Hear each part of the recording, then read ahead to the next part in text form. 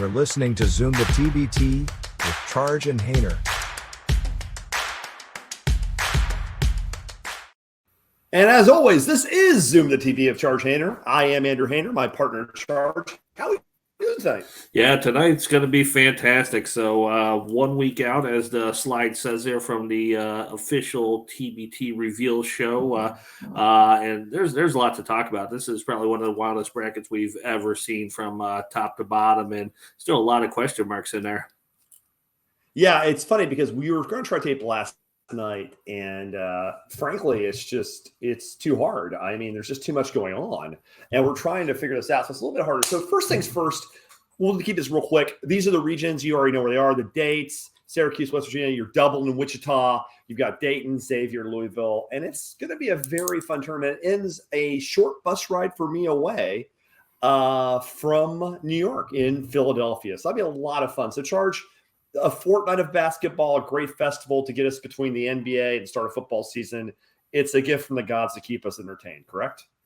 Yeah, obviously, TBT 10 years strong, so they've survived the pandemic, and so a pretty special year. And a lot of the folks in the TBT community been involved from day one. We've been involved at the podcast for, you always correct me, 4 years? Have we really been doing this 4 years? It doesn't feel like that. Season 4, yeah. And so, yeah, TBT's come so far. Our podcast, not so much, but it's,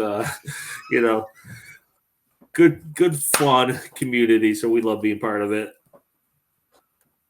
We'd like to take this opportunity to thank our dozens of listeners. All right, so get into this. We got our hosts. The hosts are obviously in. 5 returning hosts: the Shocks, Zip, Bayheims, Best Virginia, with a de facto secondary host of Herd, Red Scare, and Dayton. And of course, your new host, your secondary host in Kansas, the Kansas alumni Mass State. The Air Raiders will be fronting Lubbock. And the Ville, one of my least favorite teams in history, which we will be talking about, will be fronting Louisville. And let's get right in this. So first of all, there's been some movement on the one lines. A month ago, we talked to you. So the 1 seeds in Kansas and Lubbock, not very surprising, but we are projecting currently, and again, we could be wrong, we are projecting a change to the top of Xavier and a change to the top of Louisville. We have gone ahead and given Louisville their home seed, their 1 seed, snubbing Gutter Cats in that one, and we have moved Zip 'em off the one line to give it to the Program for Autism.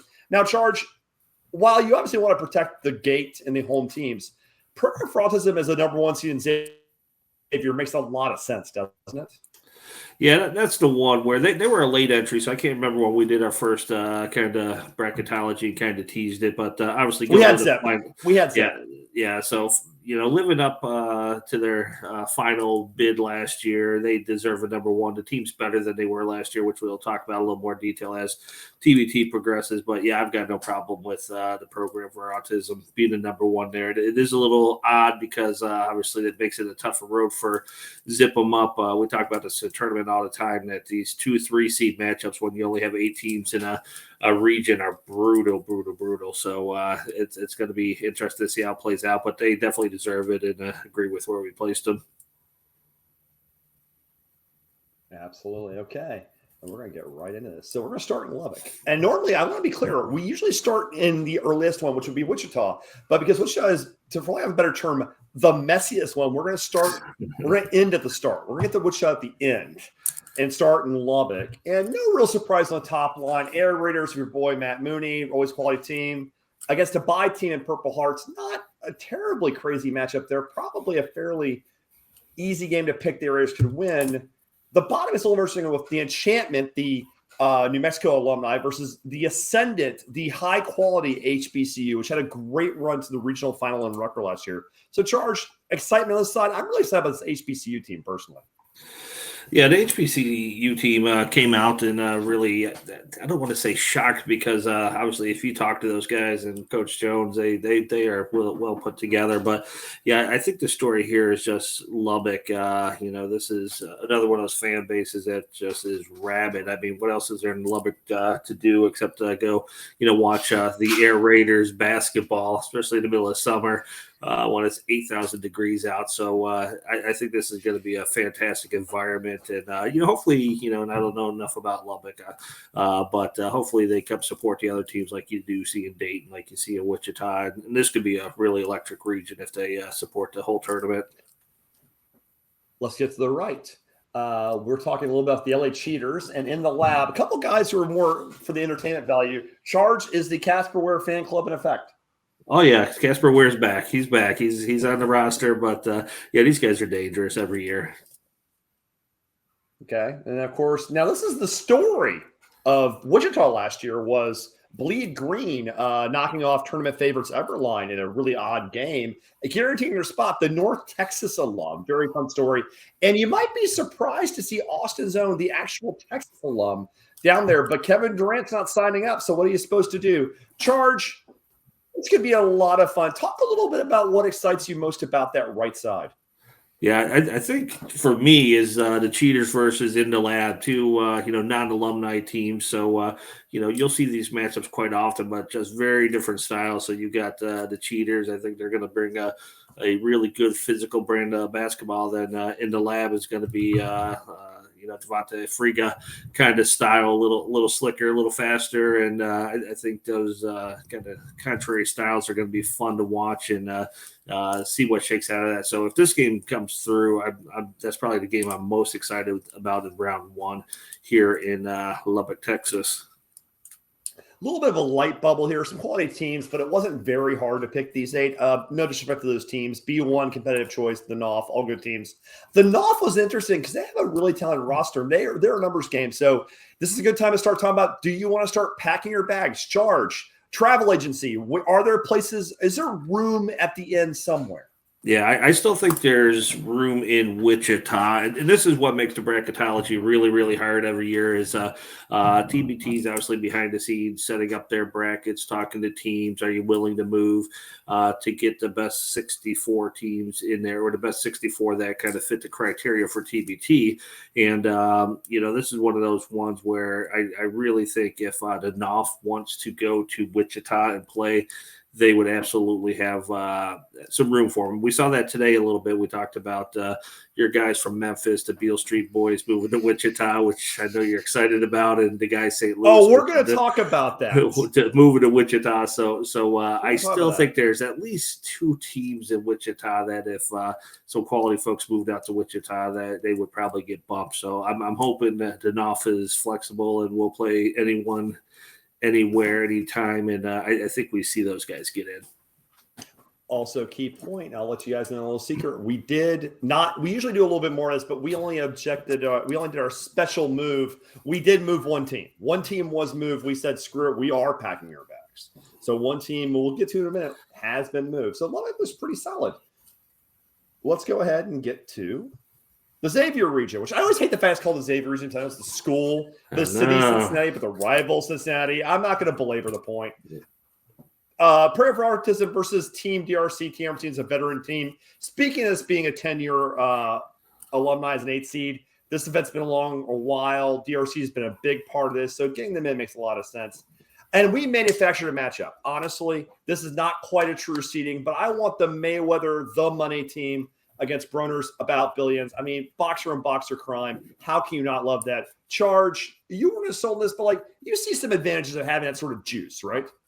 Yeah. I think this is the whole left side being not alum makes sense from a seating standpoint, and just kind of the logistics of this. I think Team DRC, they're going to have some professionals on their team, Program for Autism, to the finals. But and if I'm not mistaken, I think Mayweather had a little bit of a brawl in his last exhibition match recently, which I saw online. So it was a complete disaster. Who knows? Maybe we need to get Mayweather and Bronner sparring a little bit for excitement. But makes perfect sense. Like I said, we definitely feel there's at least one team, should be seated higher than About Billions. But we've been looking for this matchup for 2-3 years now, trying to get these two teams matched up.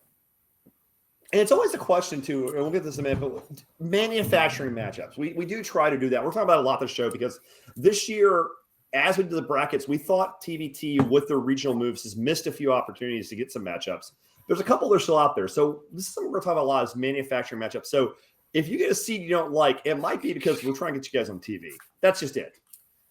Okay, so on the right side, East Tennessee University's alums, the Buccaneers is a 3. They won. They got a lot of teams. They lost a key player, though. Will it be as good?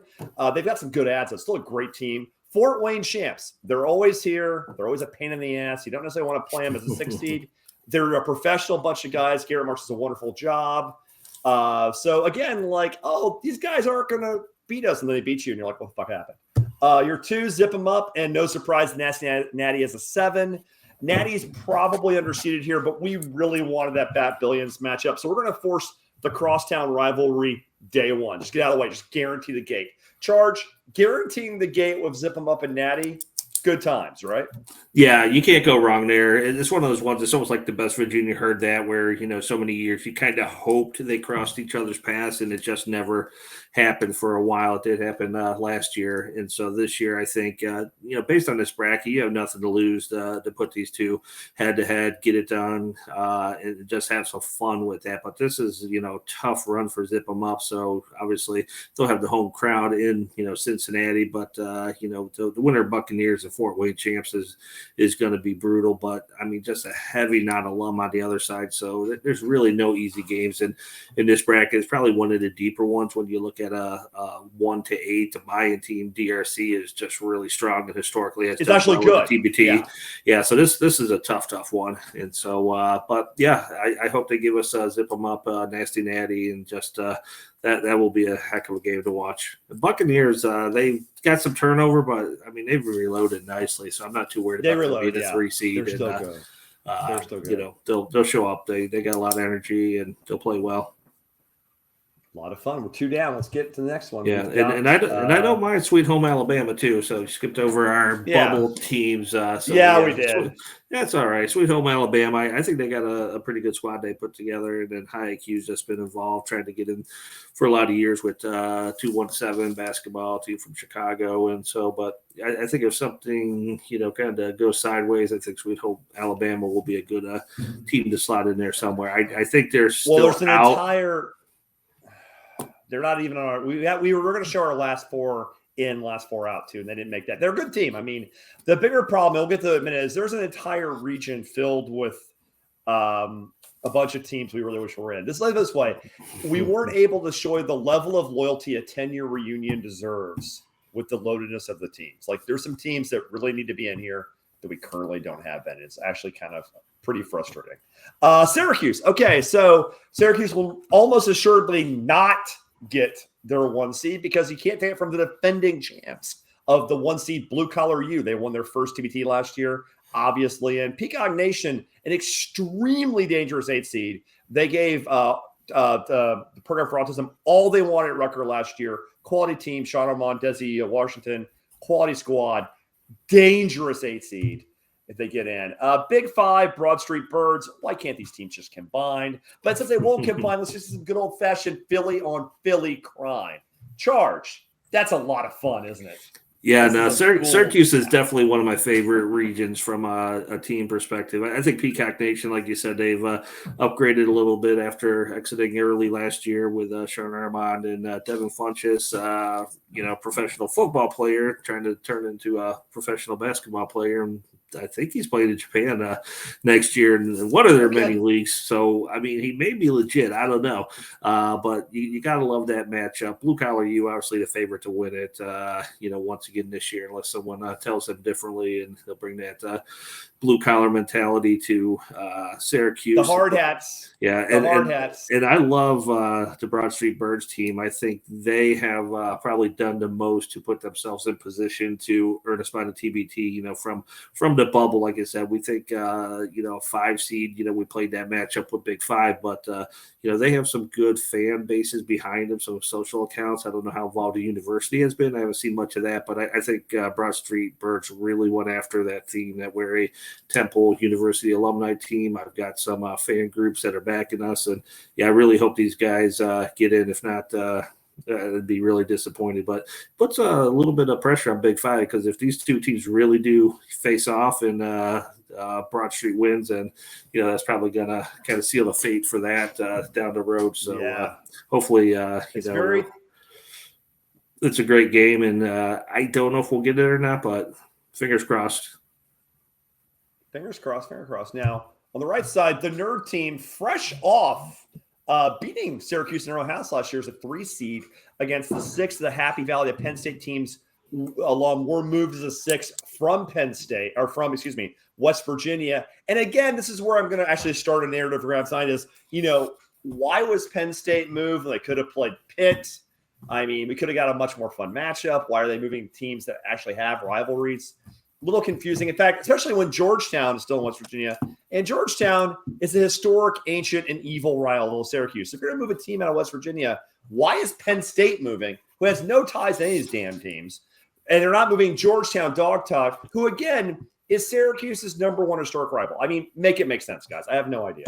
There must be a logistical reason. Speaking of Bayhawks, Army's #2. Obviously came to play. This is probably the most Syracuse team they've had in a while. Still a few ringers, still some quality players, but actually have a little bit more of a Syracuse feel against the new darlings, the new future, I think, of TBT, an NIL-backed team in the Commonwealth from the UMass alums. Again, before getting this, do you agree with me a little bit about them moving alumni where they belong? This is my pet peeve. I know you're a G League guy. It drives me nuts. Yeah, no, I'm surprised Penn State went to Syracuse. I mean, it's not grossly far from State College, but it's only two and change from State College to West Virginia. So I think they would definitely have a bigger fan base, more rivalry with Pitt and West Virginia than they would with some of these other teams. But like I said, there's definitely a method to the TBT madness. This one here, there's only so many teams, so many slots, so you gotta pick your battles. And the more I look at this one, I would almost consider putting Happy Valley versus Commonwealth in that 4 or 5 to see one of those two advance, because I think that would be pretty cool, because both of them are well put together and put in a lot of work this offseason, but we shall see. But those are tough matchups for brand new teams, and they're both deserving to get into the TBT. I don't think either one of these are bubble teams and just a loaded region, so you got to put them somewhere. It's really tough, too. And by the way, I'm sure I said this again. I'm going to bitch a lot tonight about the alumni matchup thing. That's because you may have seen on Twitter, I got really mad about it. And this is my bugaboo. Having said that, by the way, though, there's logistical reasons it does happen. So when I complain, I'm complaining out of a place of love, but actual frustration. And speaking of actual frustration, Charge, this bubble's a disaster. Cape Town's a pretty interesting team. The Roadie Way is one of the tougher cuts. It's a really tough cut. They very well might get it. They might knock a team out. And we love the lemonade stand. They really, really need to get in this one year, but we just couldn't place them. So, that's a pretty strong group of bubble teams, too. Yeah, I think it's going to come down to Peacock or Roadie Way. I think one of those two get in. But like I said, Peacock didn't do anything to hurt themselves last year in a really close loss to Autism. They upgraded their team. So, great game. I've got to give the edge to Peacock. But, like you said, Cape Town's kind of international, kind of some of that Indiana Rising flavor. If they're looking for some Indiana or some more international flavor, you got that. Your boys, your Bison, unfortunately, will probably be out again this year. But Team Gibson is one where we've seen these teams sneak in, whether it was Team Rondo, CP3, so, I mean, they got Isaiah Whitehead, they've got Vander Blue. So they got a couple ballers on that team, and I haven't seen Gibson involved, but, if he's claiming he's going to be there or, claiming he's going to get involved, then possibly you can see Team Gibson sneak up. I don't see it happening, but like I said, if anyone gets in, it's probably going to be Roadie Way. I would think so. I think Roadie Way's probably in here. Maybe if they can knock off a Peacock. Okay. Let me see here. Louisville. Whoa, and it jumped the gun. Let's get into this. Okay, we gave the Ville the 1 seed against the Beasley buy-in winners, the champ of the Beasley, the Georgia Kings. Now, we gave Bill the 1 seed.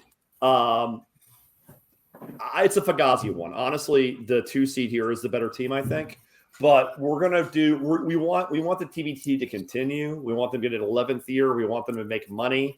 So we're going to make sure that the Ville get their gate for 1 extra night. So we're going to give them the Beasley winners. We're going to see if the Beasley winners can make me feel like an idiot by saying that. Okay, now Eberline Drive and the underdogs. This is a completely different thing. These are your classic 4 or 5 matchups of Eberline and Underdogs. These are 2 TBT franchises that are well loved by the community.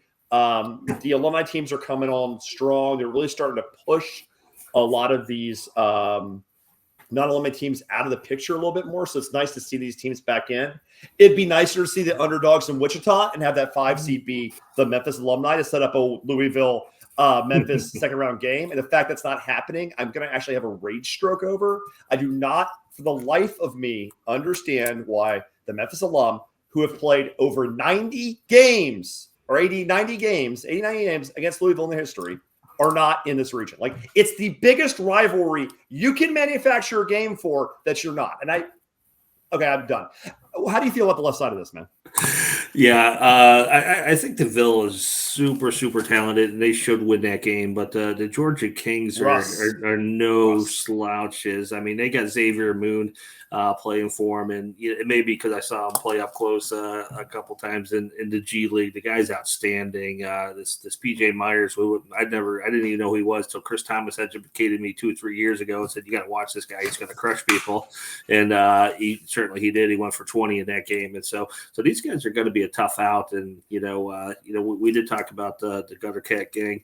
Talent wise on the court, probably the one, but trying to at least get to Ville to round 2 is going to be so important to the TBT. But there's no slouches in this region whatsoever.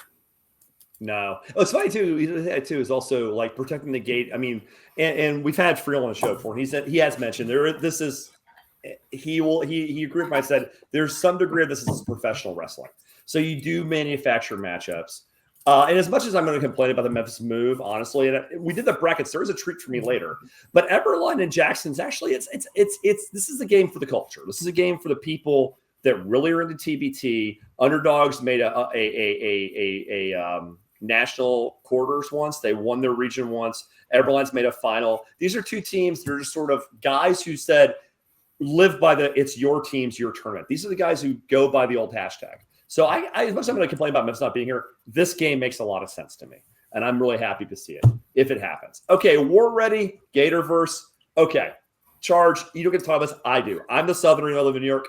SEC crime on SEC. That's beautiful. They hate each other. This is amazing. This has, in fact, this is the game I will say. I don't know if the seeding will be 4-5 or 3-6. War Ready Gatorverse is happening. Like, that will happen. You can put that in stone. I will eat this hat on our show if that game doesn't happen. That is 100% going to happen, and I can't wait. Fast-paced action, cannot wait. Gutter Cats Shell Shock, and this is the problem. We probably would have made Gutter Cats the 1. They're slightly better than Louisville, but I don't want to lose the gate the first day. I'm not having them play a really talented Maryland team with a lot of quality players and maybe crush my gate. So screw it. We're just going to make Gutter Cats play a game they don't deserve to play. We're going to screw the Gutter Cats. Worse than the NFT bust ever did. Charge, what do you think about that right half? Oh, gosh, yeah. No, that's, like I said, Matt Michelle is going to be ecstatic. I don't know if TB will give them the same seed, but they fought hard. They got one of the best fan bases into TBT. They won a game. Really rabid fan base, really follow the War Ready social media accounts. And so this one here is going to be the Florida team, first-year teams. You never know what you're going to get, but they seem like they are going to be getting some good quality, talented players. And, Maryland, you just never know. The team itself looks like it's going to be a solid team with Mel Tremble. Mo Creek went over there from Sideline Cancer. And so I think this is just going to be a solid team. And, Gutter Cat, they've been in this league, a lot of years between the crew from Team Hines and Brandon Foreman with the old school Broad Street Brawlers. And, so they're not going to, take anything lightly. They'll be ready to play. But this is definitely a game that, is deep. So as you look at how Hainer kind of finalized the seeding, did some final smoothing. I mean, to say, that number 8 Georgia Kings is a gimme is far from the truth at all. So they're not a gimme. Yeah. Oh, yeah. They had Jake Lehman too. Maryland did. Anthony Brown. Yeah, I look it up because I know these guys from Maryland are going to be tough team out there. We couldn't give Louisville the 2 though. We couldn't risk losing the game. We just couldn't do it. So, and no disrespect to ICANN2 Ballers, the NBA or Tennessee Outlaws, and their quality programs, but we don't see it happening for them. And seeing this, you can see. Okay. Whoops. Whoa. Okay. Well, that's fine. We don't have those things. Okay. Scooching. Whoo. Okay. Here we go. Yeah. Ott's already performatively mad. He might have seen the screenshot and just got pissed. Okay, pretty easy. Best Virginia. We're real quick. Let me set the scene. We're going to Wheeling now. The Wheeling Regional, which I believe I will probably be at, and Charge may spend one day there. We're going to find out. Charge and I's plans to bounce around Dayton, Cincy, the Midwest ones. So we'll see what happens there. That 1 versus 8, you got Best Virginia on their home state in the beautiful scenic city of Wheeling against the bye team, the 8 seed Dubois. Du Bois. I always say Dubois, like it's a fancy one. The drink. Yeah, it does sound fancier, but yeah, there's not too much about Du Bois that's fancy, but that's all right. We like those guys. Now, and then we can also just make Ott really, really, really angry about giving him a 4 seed. This is going to drive him nuts, by the way. And it sucks, too, because it's one of the best team Herd's ever had, actually. And, of course, the Zoo. So what we're doing here is, and Charge and I argued about this for a while, but we Charge ended up winning this out. I think he actually is right. And we talk a lot about, like, guaranteeing gate, because this is a business venture. We're trying to keep TBT to a year 11. And you're guaranteed a local team in the final, unless the Dream just knock everybody out. Let's be clear, and they're technically local too, actually. Yeah, they're technically but I mean, Best local. Virginia likely gets past the Dream, huh? Yeah. So Best Virginia likely gets past the Dream, and they'll either play the backyard brawl against Pitt, or they'll play their in-state rivals in Herd. So like, and then the winner there is going to be within an hour's drive or in-state. So this is a great gate matchup, and also I'm excited about that 4-5 Charge. That 4-5 game is going to be pretty cool, right? Yeah, no, I agree, and that gets the whole theatrics of it. You know, he's played that game before as well, promoting his team, and you know, there's no other spot you can go. We're not showing the other side, but you got some strong alumni teams over there. But you know, this is what the fans want to see: is Herd that Pittsburgh, Best Virginia, these type of teams, going head to head. But I agree. I think we're all on Chicory watch right now, but these guys are super loaded more than ever. And this is from a team at the end of last TBT. We didn't know if they were going to form at all, so they went from. But they enjoy it every year and have a good time getting the guys back together. But just a loaded Herd that team. You got their number 1 and number 2 all-time scores in Marshall history. They got Suleiman, if I don't butcher his name, from Maryland, who's got their own team. So for them to poach him, Jared West, I mean, these guys are just really good. But obviously, we all want to know if Jacory Williams is going to play because he's dominating overseas, dominated the TBT in his time here. So if they get Jacory, this is going to be quite the interesting scene. You could make an argument on paper that the talent's a number 1, but I still think they're going to land number 4 no matter how you slice this thing. Yeah. Also, let's just be honest too. If the Heat had actually called up and played John Elmore, they would have won the NBA title. Let's just say what it is. John would have got them there. It's just for sure.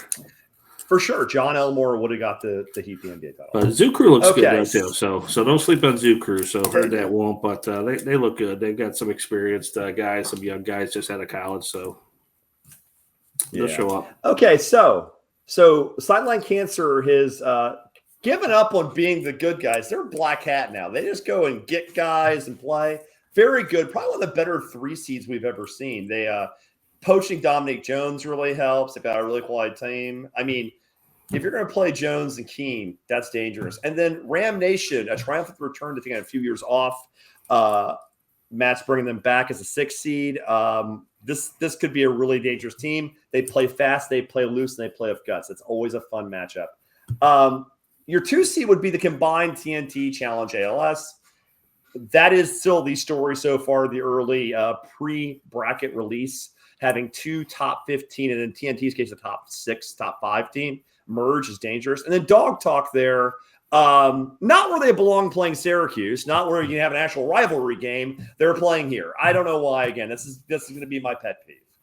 That's just going to irritate. You could have literally flipped them at Penn State, gotten Penn State closer to whatever. I'm not going to get this. Okay, so Charge. I'm just gonna, my head's gonna explode. Charge on this right side. This is, I mean, a potential collision course for sideline and ALS TNT.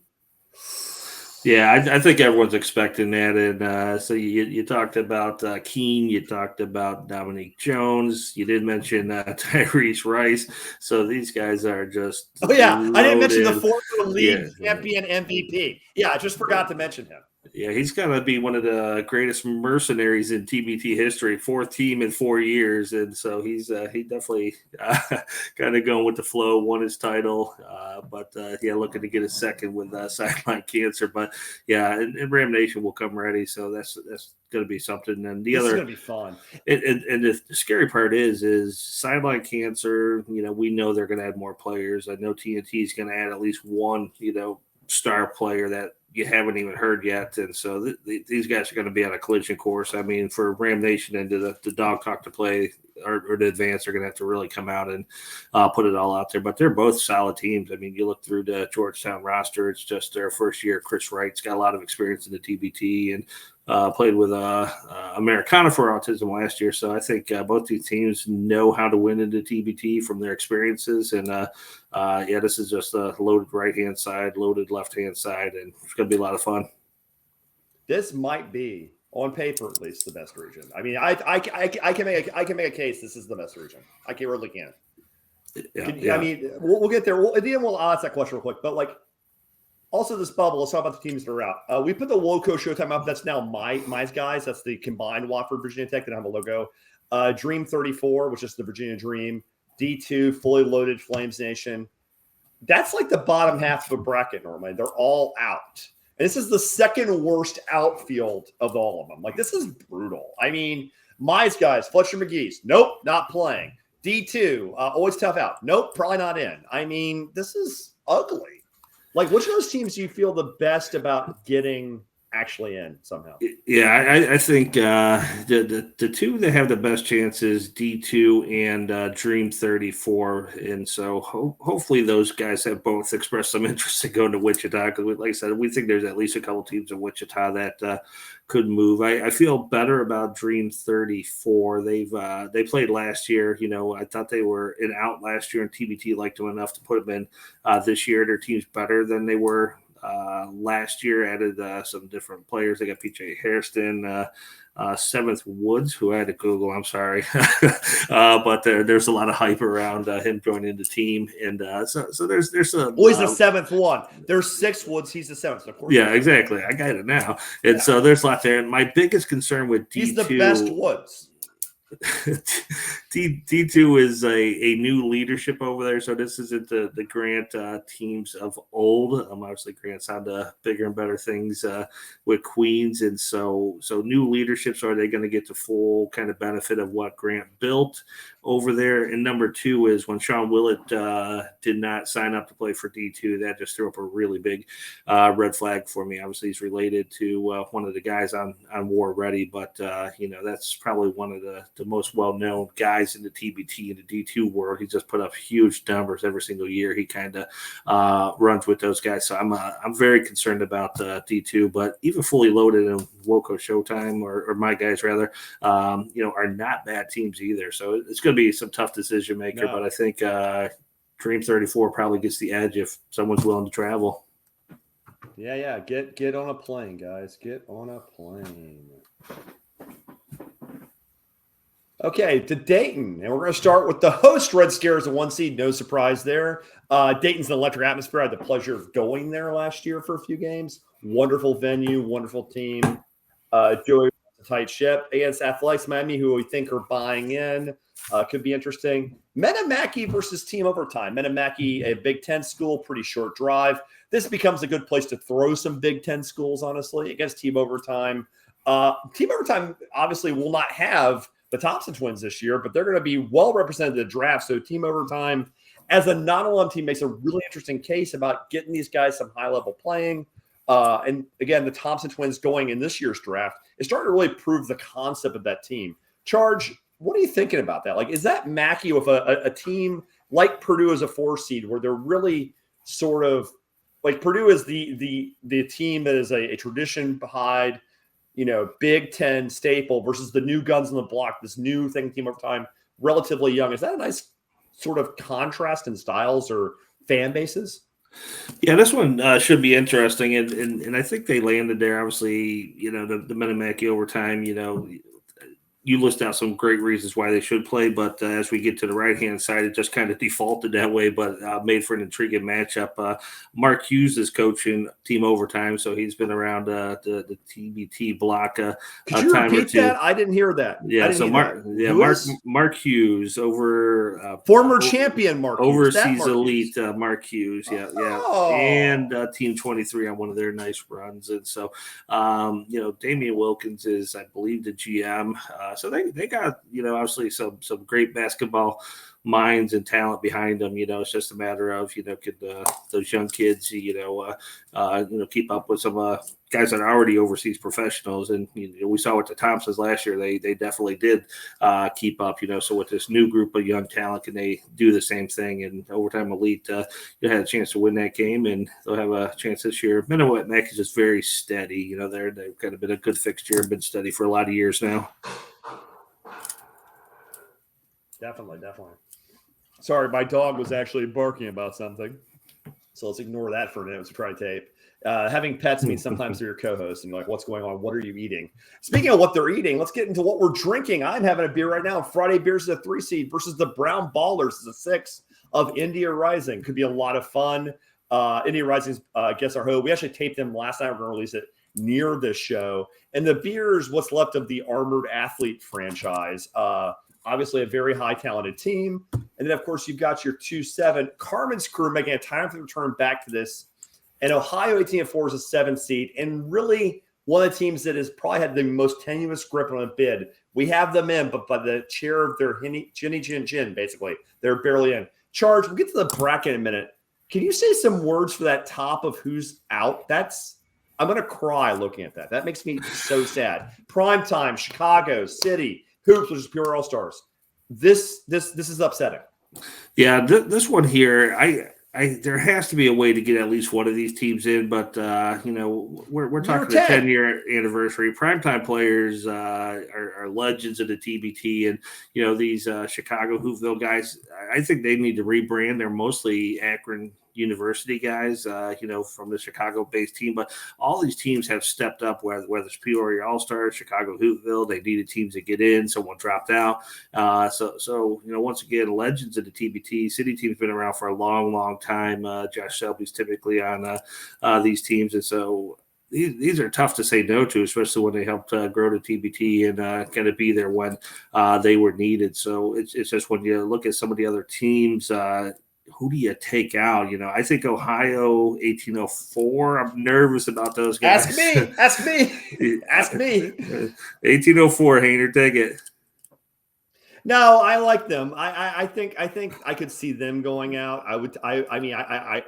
We know the leadership, it's a good team, but I think rewarding. I think loyalty matters, and there will be a day TBT is too big for primetime players. There will be a day it's too big for Chicago Hoopville Warriors. That day's not today. It just isn't there yet. I think you need those teams around. And I think it's almost abusing the fact they've been so loyal at this point, not putting them in.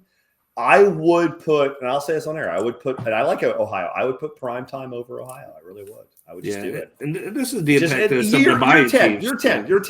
Yeah. And then athletics, it's part of the buy-in, process is, I think, some of these teams are gonna end up being better than Athletics Miami, but they bought in, so good on them to take a chance, spend the money, and get in TBT and enjoy the experience. But I mean, that's just who do you take out? And I love the Ohio matchup, so that's where I'm still kind of feeling 1804's in, but they've struggled, to get a win thus far. But they are an alumni team, and you have a good story here, Carmen's versus 1804. So, but I wouldn't be surprised if something doesn't shake here. I just don't know what it is. I think India Rising is safe. They didn't buy in this year, but just an amazing organization and brand that they've built up here.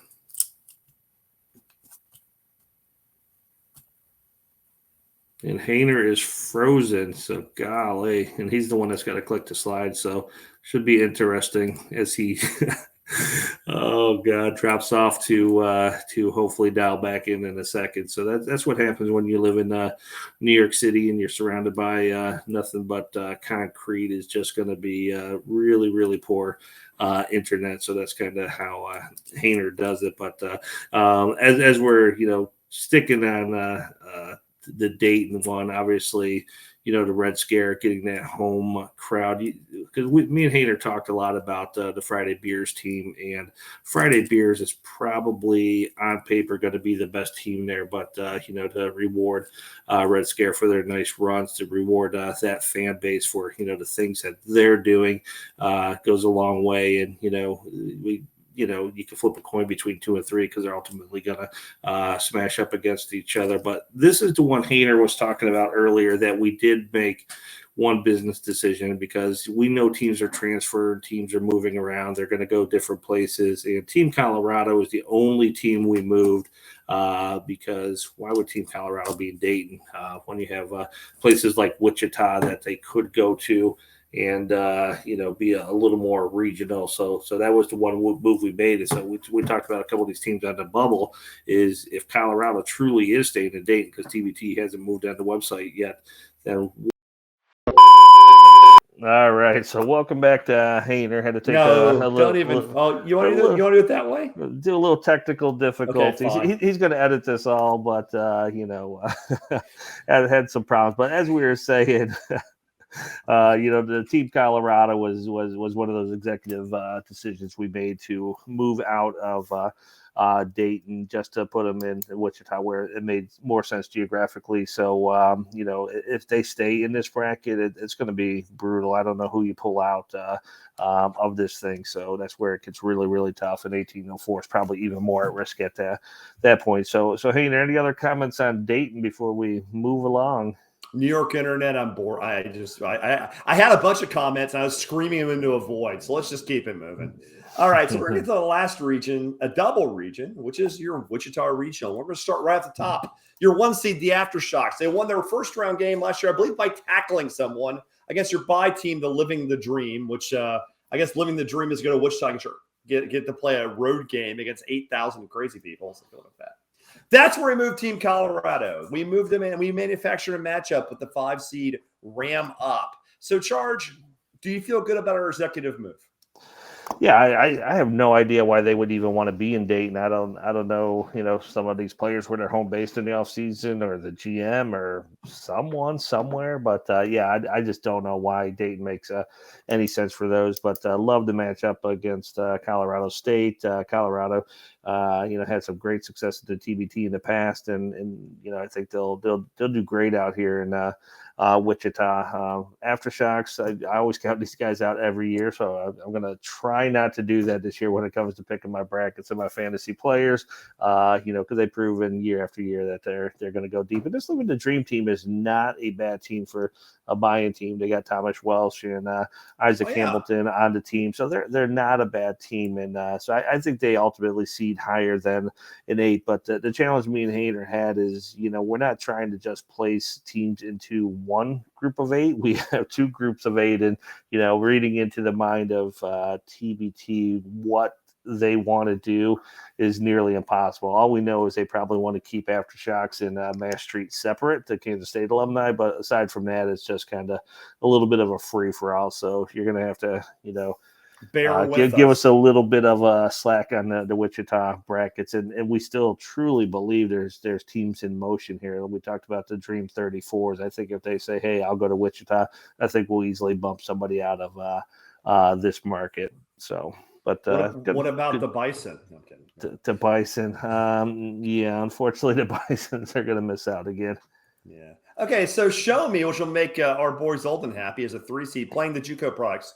A team charges very high on it. I'm going to let him explain in a second. Team Arkansas versus We Are D3. We continue the TBT tradition of giving We Are D3 a pretty bad seed, but that's a winnable game against Team Arkansas, isn't it?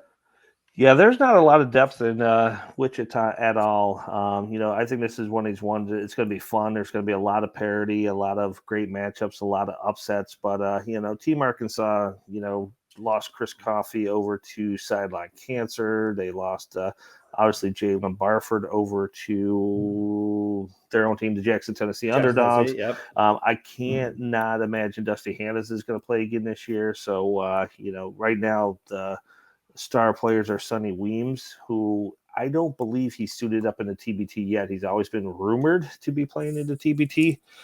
Just has not happened, and someone can fact check me on that, but I don't think it's happened yet. Courtney Fortson, obviously, good player, but, getting on the older side. So I think Team Arkansas will get a nice seed based on their history and how they performed last year. But definitely, I think We Are D3 will give them everything and more. And this may be the year that Reg gets over the hump and gets that first TBT win. Yeah, calling it. I think they get the win. And Quad City Flames, NIA Midwest, and the 402's finest, the Nebraska Omaha alum. They were left in the cold on this half of the bracket. And this is our last 8-pack we have. And we're going to start with Mass Street, which is your alumni of Kansas, your 1 seed. The Guys is the 8 seed. A lot of fun on television and stuff. YouTube legends. Purple and Black. Really quality. And it's the Bluff City logo is the 5. That's really the Memphis alum, the Beale Street Boys. And before I let Charge speak about this, again, I was irate knowing that Memphis had 2 of our most ancient rivals in Louisville and in Cincinnati as options we could have moved to. And I'm still pretty irritated about this. But I will say this. If they're able to get past Purple and Black and Mass takes care of the Guys, it's no A title game. They can relive the worst nightmare of my entire life when Kansas beat Memphis. It's not that they were only up 9 points with only 2 minutes to go. I mean, that's not what happened. Oh, God. Charge, talk. Yeah. Hayner's had a tough day today. But, yeah, obviously Hayner's the college basketball guy. And he's like, oh, 08, you remember 08? I'm like, no, I have no idea what I did in 08. So, yeah, I'm losing my mind at 50 plus. So, whatever happened in 08, I'll take Hayner's word for it. But, yeah, this is, like I said, I don't know what TBT is going to do on this half of the bracket compared to the other. But this one feels a little bit deeper. These are all really good squads. The guys, these guys are truly professionals. They, made a good run last year. They got, if I remember correctly, got down early, made a nice comeback. And so these are professional players. But Mass Street looks to be very, very strong if all their players show up, and I'm sure they're going to have new additions as well. But they're deep as can be. K-State always, I think, overperforms at the TBT, so they show up do well. The Memphis guys, look really good. Chris Crawford, we both like him. He's still performing at a high level. Antonius Cleveland, not an alum, probably going to be one of their top players, but these guys are going to be a tough team, and I love the depth on that side of the bracket, and it's going to be really fun to watch. Yeah, I mean, I kind of wish I was going to Wichita now because if I being a huge Mets fan, I'd love to see them.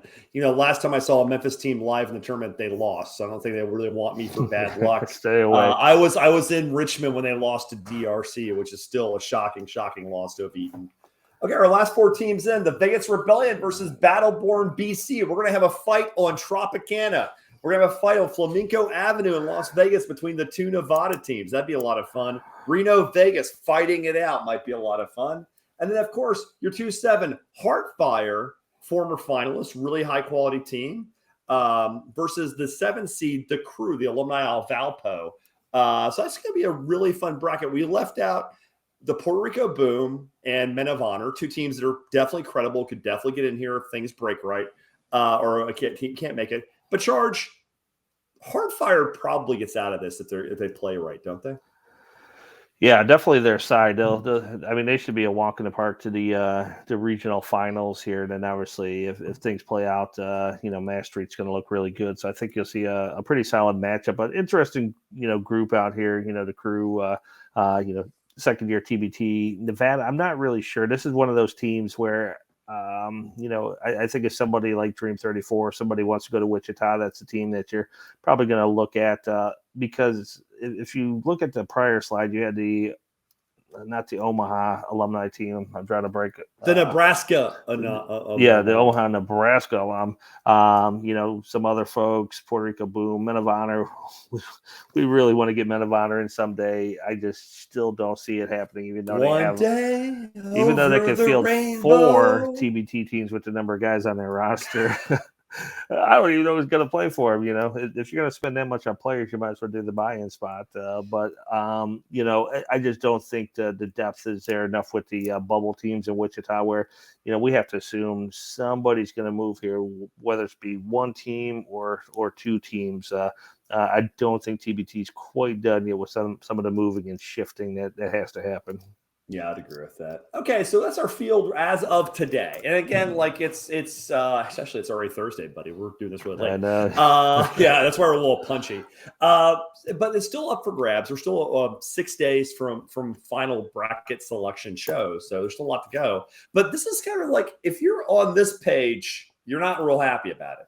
So our last four in, we are D3, the Crew, Peacock Nation, Ohio, and those are in order.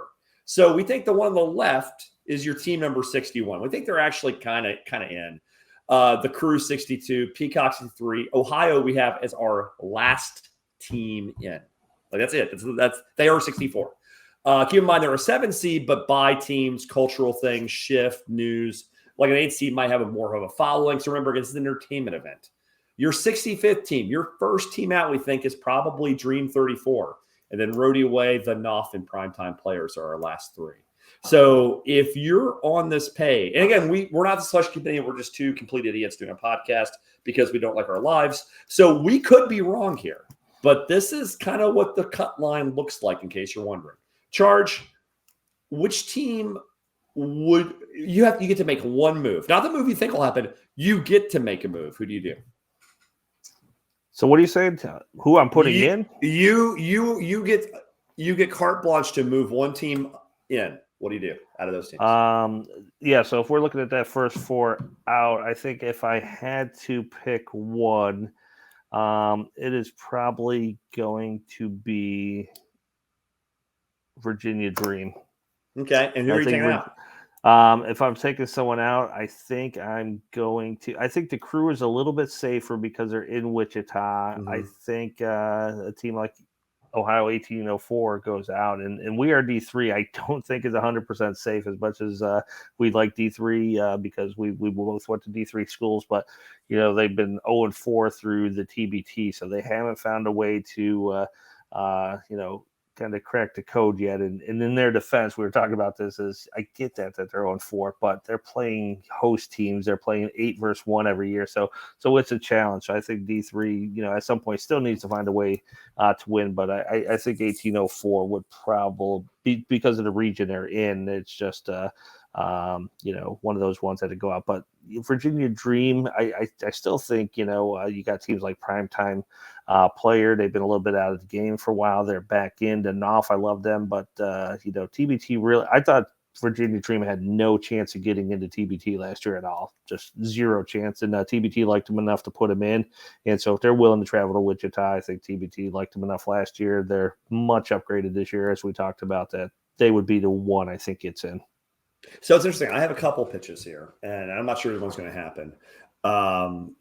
And one I want to do and one I don't. And the one I want to do, and this is no disrespect to 1804. I think the Ohio 1804 is a pretty quality team. I would, because it's year 10, I put the Primetime Players in over them just as a nod to the culture. I think they deserve it.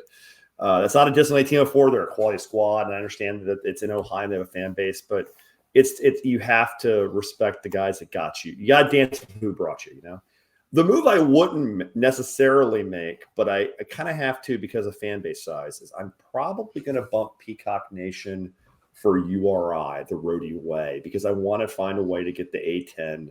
Because the A10 schools really make the backbone of an event like this. Their fan bases are large enough to be relevant, but not large enough to where they can big ball you. So I'm thinking Rody Way for Peacock's a pretty good flip. Now, having said that, I don't think it necessarily happens. I think Peacock's a little bit of a better team this year. But if I'm doing this, I'm moving Primetime in at 1804's expense, and I'm strongly considering Rody Way, but I might still just keep Peacock. They still have the juice from that St. Peter's thing, and they do also have Funchess playing, which helps a lot. So that's really, to me, the absolute cut flip is the Peacock Rody. All right, George. I would like to see Funchess just a little more active with the team, talking about what's going to happen. And so we picked one, but I think, aside from Primetime, we've known Chris for a lot of years. I really want to see Chris get in. I think the Dolph is going to be a fun team if they get in. They got a lot of people with NBA guys around them. Goodalock, Brandon Goodwood's the assistant coach, your guy from Memphis, Witherspoon.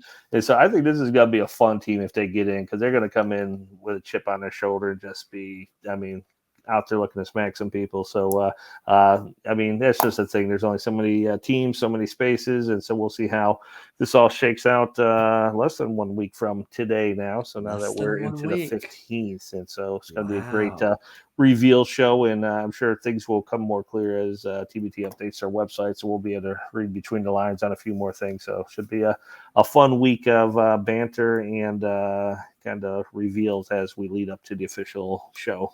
The official show, which should be a lot of fun. Okay, Charge, as always, it's been a pleasure. This has been Charge There, represent Zoom the TBT with our Bracketology 1 week out. And we, as always, are signing off.